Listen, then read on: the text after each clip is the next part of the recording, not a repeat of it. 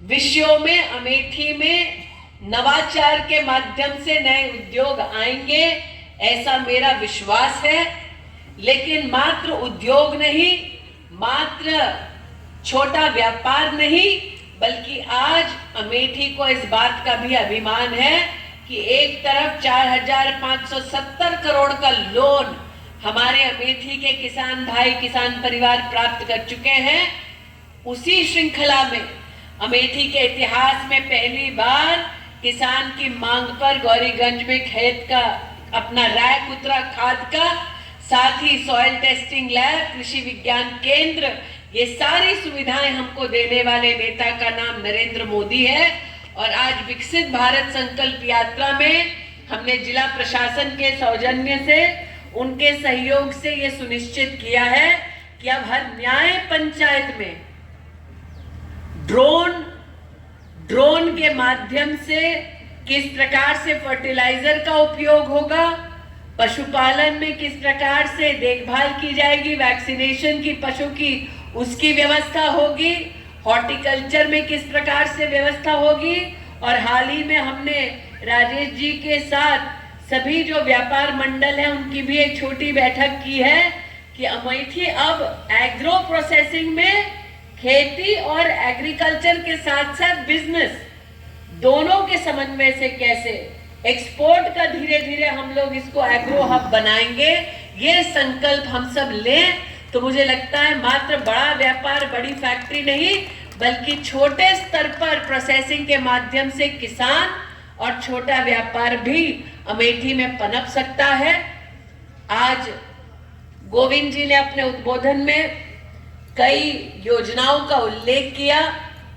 एक महिला होने के नाते गोविंद जी, मुझे सबसे ज्यादा कष्ट इस बात का था कि ये क्षेत्र ऐसा है अमेठी रायबरेली जहां पर सत्ता की बागडोर एक महिला के हाथ में थी और जिन्होंने रिमोट से प्रधानमंत्री चलाया, लेकिन अमेठी में 3,92,000 परिवारों को शौचालय से वंचित रखा। और एक भाई के नाते, एक संरक्षक के नाते नरेंद्र मोदी ने गरीब परिवार की बहु बेटियों की जो इज्जत और जो सम्मान को बढ़ाने का काम किया है, उसके लिए हम जितना आभार माने उतना कम है। आज राम प्रसाद जी हमारे भाजपा के अध्यक्ष यहाँ विराजमान है। हम सब का भाजपाइयों का ये गौरव है कि अमेठी में 3 लाख किसान अब ऐसे हैं जिनके बैंक के खाते में सालाना 6,000 रुपया जाता है। ये वो अमेठी है जहां कमल का फूल खिला तो 3 लाख किसानों के बैंक के खाते में सालाना 6,000 रुपया गया है। और ये वही अमेठी है जिसने कांग्रेस के राज में सम्राट साइकिल के नाम पर किसानों की जमीनों को लुटते देखा। आज हमारा ये सौभाग्य है कि प्लांट का तो विस्तार हुआ ही, लेकिन जैसे राजा बाबू इससे पहले विकसित भारत यात्रा में कह रहे थे, अमेठी ने वो दिन देखे जब साहूकार को या किसी बड़े आदमी को गैस की एजेंसी मिल जाती थी, लेकिन गरीब को गैस का सिलेंडर नहीं मिलता था। अभी अभी मैंने किसी न्यूज चैनल पर देखा है, प्रधानमंत्री जी अयोध्या गए तो एक ऐसी बहन के घर गए जिसको उज्ज्वला की सौगात मिली। वो शायद 10 करोड़ तक उज्ज्वला लाभार्थी अब देश में हो चुके हैं, ऐसी बहन के घर वो गए हैं।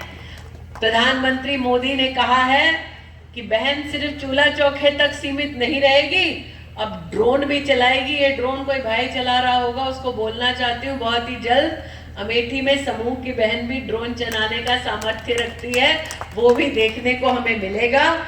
इसी प्रकार से अमेठी की क्षमता में वृद्धि होती रहे, चाहे वो इंडियन ऑयल की क्षमता हो या साधारण नागरिक की क्षमता हो। हम सभी नागरिक भाई और बहन और संगठन से संबंधित सभी कार्यकर्ता प्रधानमंत्री जी तक हमारी आवाज पहुंचे, इतनी तेज हम लोग जोरदार ताली बजाकर उनका आभार व्यक्त करके, उनका अभिनंदन करके मैं अपनी वाणी को विराम देती हूँ। जय हिंद, जय भारत। हम सब प्रधानमंत्री जी जुड़े कार्यक्रम से, उसके लिए आतुरता से बाट देख रहे हैं, लेकिन आप सब जानते हैं कि सुबह से प्रधानमंत्री जी अयोध्या जी में हैं, जहां पर रोड शो में लोगों की भीड़ उमड़ पड़ी।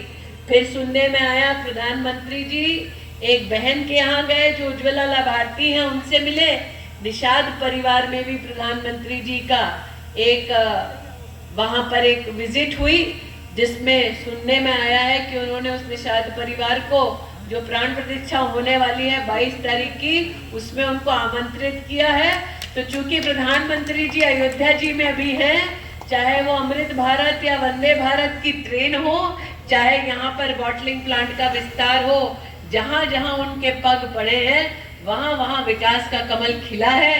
मैं तो आशावादी हूँ कि राजा बाबू आप थोड़ा जादू चलाइए कि प्रधानमंत्री जी पुनः 2024 के चुनाव से पहले अमेठी आए, हम सबको आशीर्वाद दें। ये जिम्मेदारी राजा बाबू आपको देते हैं। धन्यवाद।